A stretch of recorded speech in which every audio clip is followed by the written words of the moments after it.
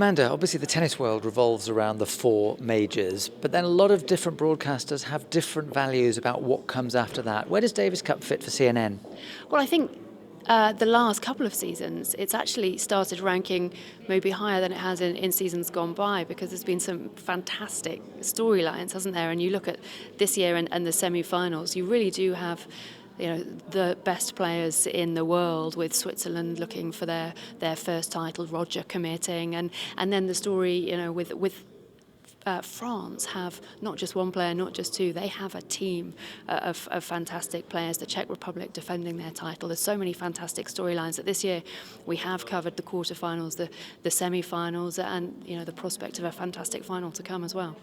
With so many top-level, high-profile team sports grabbing the sporting headlines, do you think the team variant of tennis actually lifts Davis Cup into a status that not every tennis fan appreciates?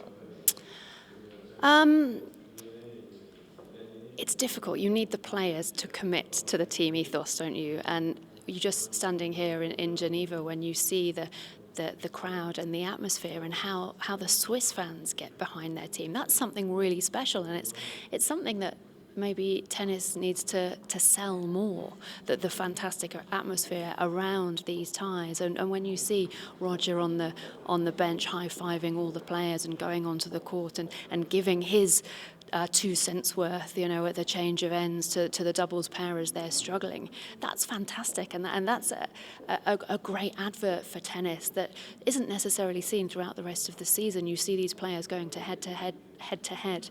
There's not the storylines of X being friends with Y. It's very much dog eat dog when they're on tour traveling independently. But this is something very different that I think, as long as the players commit on a consistent basis, that tennis really could exploit more.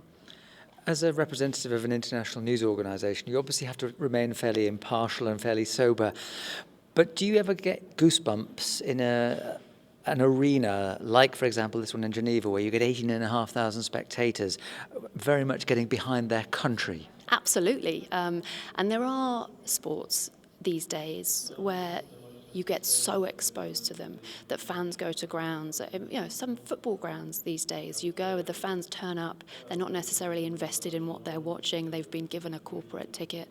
And there isn't the atmosphere. You come somewhere like this, and it is fantastic. And I always feel my job is a very privileged job, to be on a day-to-day basis going to these kind of venues and seeing these kind of things. Things I can go home and tell my daughter about, and their experiences to remember and share. And I feel very, very fortunate to be part of something like this. And do you think that in an age where television does dominate an awful lot of what counts as big sport, that in fact we sometimes lose the real atmosphere at an event, and that doesn't always get carried across by television?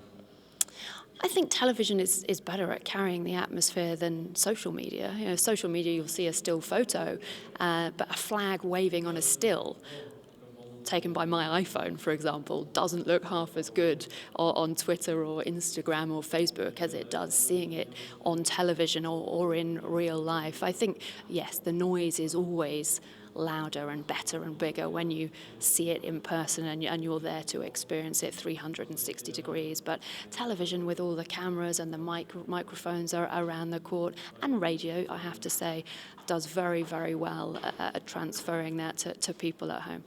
Finally, you mentioned your daughter. Let's project 40 years hence to the moment when you're boring your grandchildren. What will you be saying about Davis Cup that really stands out in your mind? That's an interesting one. I first remember covering Davis Cup in my very, very early days of my career, back in the early 2000s, when Sky, I was working for then as a runner. We would cover the finals, the semi-finals and the finals. And I remember the scenes of the teams rushing onto the court, having won the trophy. We saw it today, even at France going through to the final, the amazing team celebrations with the flags flying high, the players being lifted onto shoulders, and they're special moments. It doesn't happen on a day-to-day basis on the ATP tour or the WTA tour to see these kind of scenes. So I will be telling my daughter that it's a fantastic team competition. Maybe it needs to sell itself a little bit better at times, I would say that, but certainly I would like to see it continue and get bigger and better.